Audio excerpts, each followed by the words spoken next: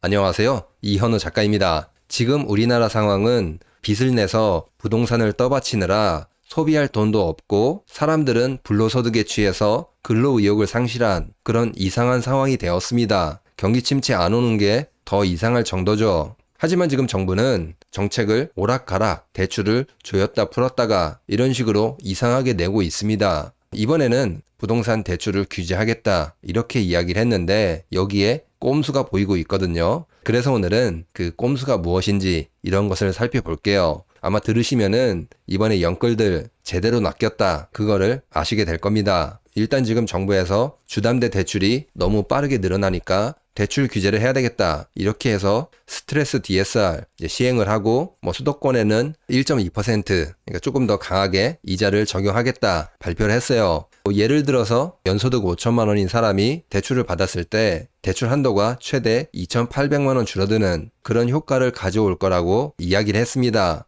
이제 대출이 줄어드니까 부동산을 규제하고 있다 이런 식으로 쇼를 하는 거죠. 부동산 안정화 정책 신용을 한 겁니다. 왜냐면 여기에 구멍이 존재하기 때문입니다. 보시면은 대출이 세 종류가 있어요. 금리가 수시로 바뀌는 변동금리, 그리고 고정금리하고 변동금리 이거를 같이 하는 혼합형 금리, 그리고 5년마다 금리가 바뀌는 주기형 금리 이렇게 세 가지 종류가 있어요. 고정형도 있는데 그거는 중요하지 않고 아무튼 이 세 가지가 있습니다. 가장 밑에 있는 주기형을 보면은 대출 한도가 다른 것에 비해서 줄어드는 게 그렇게 크지 않습니다. 변동금리가 2,800만 원 대출 한도가 줄어들면은 주기형은 한 1,000만 원 이 정도 줄어듭니다. 그러니까 어떻게 되는 거죠? 주기형으로 빠져나갈 수 있는 그런 꼼수가 있다는 거죠. 그러니까 지금 정부에서 어떤 전략을 취하고 있냐면은 언론들이 집값 올라간다 선동을 하면은 대출을 곧 규제하겠다 이렇게 대대적으로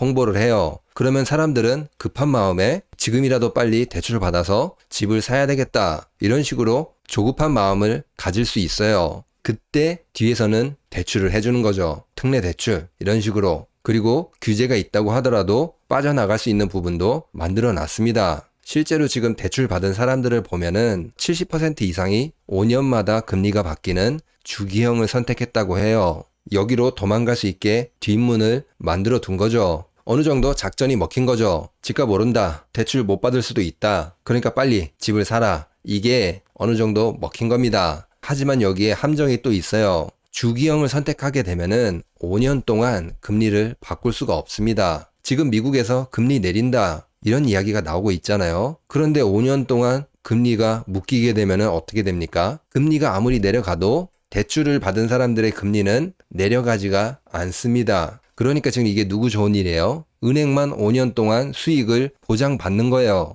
지금 미국이 금리 내리면은 나중에 금리 내릴 때 싼 금리로 대출 받아라. 그렇게 말하면 될 텐데 지금 안 사면 큰일 나고 지금 대출 안 받으면은 마치 대출 못 받을 것처럼 선동을 하고 있어요. 정부하고 언론 그리고 건설사들, 부동산 투기 세력들 한 몸이라고 볼 수 있는 거죠. 사람들을 머리에서 발끝까지 다 뜯어먹으려고 진짜 안달을 하고 있습니다. 너무 심한 것 같아요. 지금 미분양, 경매 이런 것들 쏟아지는데 조금 기다려라, 더 싸게 사라 이렇게 말할 수도 있고 금리 떨어지니까 금리 다 내려갔을 때 대출 받아라 이렇게 말할 수도 있잖아요. 그런 말은 절대 하지 않습니다. 그리고 최근 들어서 왜 이렇게 정책이 오락가락하나 이런 식으로 하는지 생각을 해봤는데 기득권들도 답답한 것 같아요. 왜냐면 저 같은 유튜버들이 나와가지고 미분양이 얼마 있습니다. 경매가 쏟아집니다. 이런 식으로 자꾸 이야기를 하니까 더 이상 개돼지들이 속지 않는다는 거죠. 그래서 더욱더 조급해져가지고 기술을 쓰려고 하는 것 같아요. 축구 같은 거 보면은 상대 속이려고 발을 막 이렇게 왔다 갔다 하잖아요. 이제 그런 것처럼 지금 정부에서도 상대를 속이기 위해서 왔다 갔다 하고 있습니다. 아무튼 지금 기득권들도 개돼지들이 안 속으니까 답답한 것 같아요. 그리고 지금 우리가 전혀 조급할 필요가 없는 게 지금 전국의 분양 물량 많이 쏟아지고 있어요. 8월이 비수기인데 분양 물량이 27,000가구나 쏟아졌습니다. 작년 8월이 15,000가구였는데 그것에 비하면은 80% 가까이 늘어났어요. 또 9월, 10월에도 확정이 된 분양 물량이 46,000가구가 넘습니다. 조금 더 추가가 될 건데 5만 가구 정도 넘어갈 것 같아요. 물량을 쏟아내고 있는 거예요. 그러면서 앞에서는 계속 이렇게 상대를 속이려고 헛짓거리를 하고 있어요. 그런데 이제 시장에 지금 재밌는 현상이 있거든요. 뭐냐면은 갭투기 증가가 급증하고 있습니다. 이게 왜 재밌냐면은 결국에는 실수요자는 다 빠지고 투기꾼들끼리 남아서 폭탄 돌리고 있는 그런 상황입니다. 지금 보시는 그래프는 서울 갭 투자 비중, 이거를 나타낸 그래프거든요. 지금 2024년 1월에서 7월까지 통계도 나왔습니다. 서울 같은 경우에는 40% 정도가 갭 투자입니다. 그리고 서초, 강남 이런 데는 당연히 평균보다 더 높은 50%가 갭 투자고, 가장 높은 곳은 용산으로 66.5%가 갭 투자입니다. 거래량이 지금 뭐 그렇게 많이 늘지는 않았잖아요. 과거 평균에 비해서도 한참 못 미치는데 그 안에서도 뭐 한 절반 가까이가 투기꾼들끼리 서로 폭탄을 주고받는 그런 상황입니다. 그러니까 지금 부동산은 실수요자들이 사라진 상황에서 투기꾼들끼리 마지막으로 폭탄 돌리는 그런 시장으로 변질됐다는 거죠. 결국에는 부동산에 실수요자들이 들어오지 않는 한 이 가격은 무너질 수밖에 없습니다. 그리고 최근 들어서 투기꾼들도 폭탄을 돌려야 되는데 이걸 돌리지 못하니까 굉장히 다급한 상황인 것 같습니다. 그래서 저 같은 사람의 채널에 와서 거지 마인드다, 200충 300충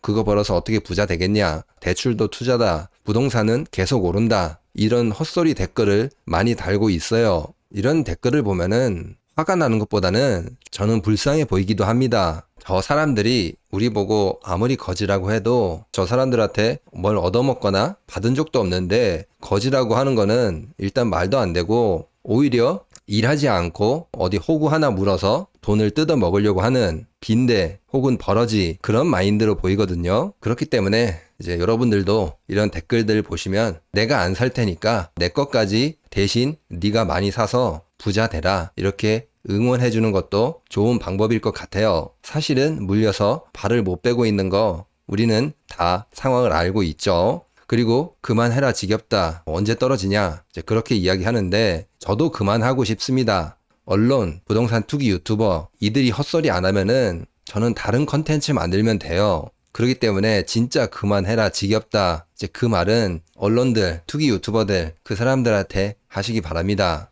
그리고 이번 주말이나 다음 주말에는 금 관련해서 영상을 만들어 드리도록 하겠습니다. 제가 부동산 정상화를 이야기하지만 그 밖에 다른 자산들도 추천을 드린 적이 몇 번 있어요. 금 같은 경우에는 2018년부터 꾸준히 추천을 했죠. 2023년 같은 경우에도 금을 추천했습니다. 뭐 지금은 많이 상승했는데 제가 추천한 만큼 언제 팔아야 되는지 혹은 얼마나 상승할 것인지 이런 것을 말씀드려야 될 시간이 된 것 같아요. 그럼 오늘 내용을 정리해 보면은 지금 정부에서 대출 규제를 하겠다 이렇게 이야기했는데 사실 잘 살펴보면은 빠져나갈 수 있는 그런 부분이 있다. 정부에서는 사람들을 선동하는, 이렇게 흔드는 그런 일을 하고 있어요. 한쪽에서는 대출을 풀고 한쪽에서는 대출을 조이는 그런 신용을 하면서 부동산은 올라간다, 어떻게 할래? 이제 물어보는 거죠. 대출을 줄까 말까 보리쌀 페이크 동작을 취하고 있는 겁니다. 사실은 뒷문을 만들어 놨어요. 근데 이 뒷문도 진짜 뒷문이 아니다. 지금 미국이 금리 내린다고 하는데 5년 동안 금리를 묶어두면은